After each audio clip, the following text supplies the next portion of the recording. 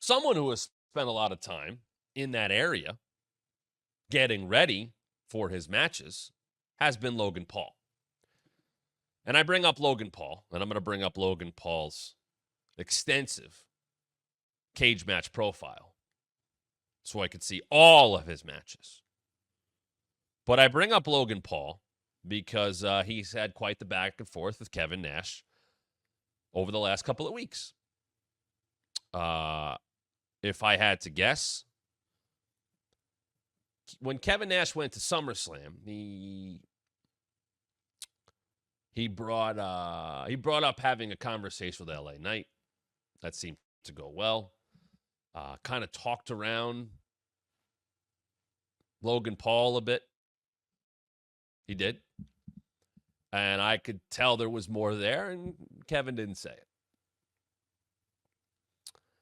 And then Nash would continue on his podcast a couple weeks later. Bring up, basically told Logan Paul, F you. You're making $5 million. You're not on the road. F you. And Logan went back at him in a very big way. And by the way, that stemmed from, like, I guess Hogan on Logan's podcast, and Kevin was talking about that and questioned what he learned or hadn't learned, and who knows. And Logan went back at him in a big way. And a lot of people are like, hey, point for Logan Paul. So Nash comes back at him and say, listen, I've talked to people. You can't call it in the ring. You're lost when you get out there. I've talked to people who say that. You put everything together beforehand because you need to. You can't be top 5 if you can't call it out there. And I looked. LA Knight beating Logan Paul at SummerSlam was Logan Paul's 15th match. He has had 15 matches since he debuted at WrestleMania 38 in 2022. He has had singles matches with the following people: The Miz, Roman Reigns, Seth Rollins, Ricochet, Rey Mysterio, Kevin Owens, The Miz again to get in the Elimination Chamber, LA Knight. He's been in triple threats with LA Knight and Santos. He wrestled Cody. I forgot about that. Excuse me. He was in the Elimination Chamber this year. He was in Money in the Bank last year. He's been in the Royal Rumble. In 15 matches, he has done a lot of things with a lot of big names. But it's been 15 matches over 2.5 years. So 30 months, 15 matches. 30 months. A match every other month, basically. Logan Paul, and I don't know about this for every one of his matches, but Logan knows when he's going to work, and they know when Logan's going to work. And there is, at least at the beginning, there was a lot of training that went in. Obviously, he has to train and get ready. And I think he has shown very well of himself. I've always believed that. If you let me hammer this home. If you just look at Logan's body of work as a wrestler, Logan Paul the wrestler, he has been a big positive for WWE. His stuff does reach more eyeballs. He does seem to be fully on board with everything. I interviewed him a few times. I think he understands professional wrestling. I think he gets being a heel. I think he likes being a heel. I think he's also put in much better spots than other people with his experience level. That comes with the territory. That comes with the audience he has that comes with him. They want to take advantage of that audience. I believe what they are doing makes a lot of sense. I say it all the time. You got to capture people here. You got to capture them quickly to bring them to your programming, wherever that may be. Logan Paul can do that and has been doing that for WWE.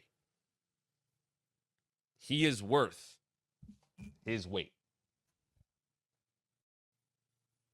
However, there is extra work that goes into a Logan Paul match. There is working things out ahead of time when it comes to a Logan Paul match. There is specific training that relates specifically to that match. Now, he is by far not the only one that has been given that treatment. I get doing it for Logan Paul. I'll tell you this one. There was a random, year and a half, it's a Ronda match. There was like a 4 corners, something out on a Raw, like multi-person, number one contender. They rehearsed that thing at the WWE headquarters because it was Ronda. Like Ronda continued to get that treatment for televised matches. Some more than others. And I remember talking to people that were involved, like, yeah, we got to get, it's Ronda, so we got to rehearse it ahead of time. And look, on a day of a show, and the picture came out the other day of, them, everybody standing around the ring. That, I think everybody knows that kind of stuff happens. Before Raw, before SmackDown NXT, there's rehearsal. They go through stuff, and it's for camera shots and blocking and all that kind of, like, that's what that stuff's for. You want it to look as good as possible. Hey, we're going to do this spot over here. Everybody talking through their stuff. Totally normal. Totally a regular thing in wrestling.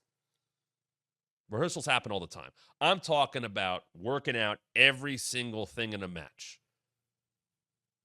Working, hey, we're going to do this here, and I'm going to practice this weeks ahead of time. Logan did a lot of that.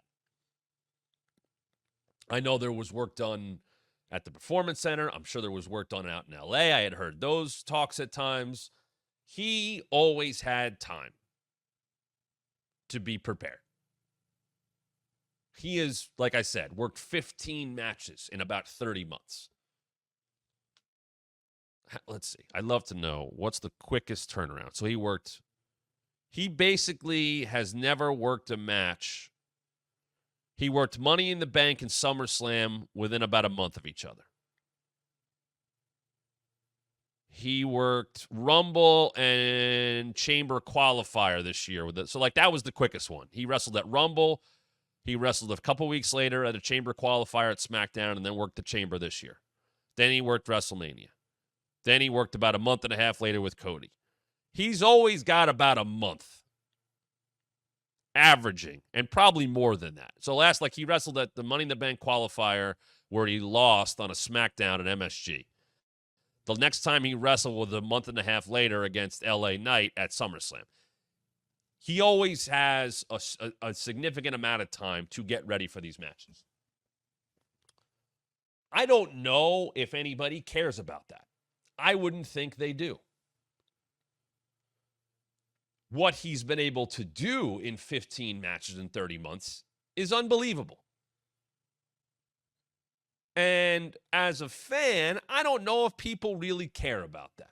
If he goes out there and puts on a spectacle, which is what a Logan Paul match is, if it's good, if it's entertaining, people don't care how the sausage is made, and nor should they. From a Kevin Nash standpoint, maybe from some other wrestlers' standpoint of view, maybe it's not looked upon so highly. It is a different time in the world, though, now as it relates to wrestling. Logan Paul is valuable to the company. So, how do we get the most value out of him? It's very old school Paul Heyman and ECW. You accentuate the positives, you hide the negatives. Logan Paul's not going to be wrestling every week. Logan Paul's never going to go in there and go, hey, you showed up to SmackDown tonight, you got a match tonight. I do? That's not going to happen. He's probably going to know always weeks, maybe a month ahead of time of his next match or the plan. Hey, this is Matt Camp. Thanks for checking out one of our recent clips from the Wrestling Mat. Why is someone so close to The Rock kind of throwing Cody under the bus? Yeah, a lot of people won't engage with Jim Cornette. I did, just because I have a mark for Jim Cornette. Please subscribe right now. Hit the like and turn on notifications so you don't miss a thing. And I think you should listen to your TV partners. Let me tell you about WWE and a little insight. More subscribers means more content. And make sure you follow us on social media at WrestlingMat23 on both Twitter and Instagram.